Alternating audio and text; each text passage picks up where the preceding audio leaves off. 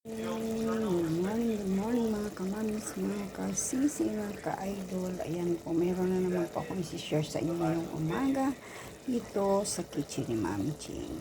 Aking niluto ngayong umaga para ulam na perlas.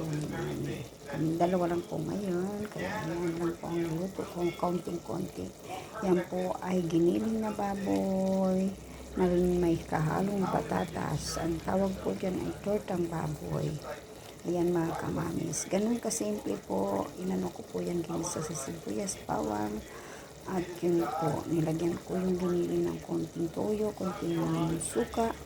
Ayan po. Katapos pagkagisa, pinalambot ko po siya mga kamamis. At nilagay na ang patatas. Ngayon po, yan po ay nilagyan ko konting tomato sauce. Ayan po, original. Konting tomato sauce para medyo malasa siya mga kamamis. At konting reno. Yan po ang, ayan po. Reno, konting reno mga kamamis, mga ka-idol, mga kasisi. Ayan po. Yan po ay isang simpleng ulam na pwede nang gawin ninyo na wala na kung ano-ano pa. Basta yan po. Ayan, napila na po. Prove na po talaga siya ay talagang tortang baboy. Ayan po mga kamamis. Ayan, prove na yummy. Sobrang yummy mga kasisi.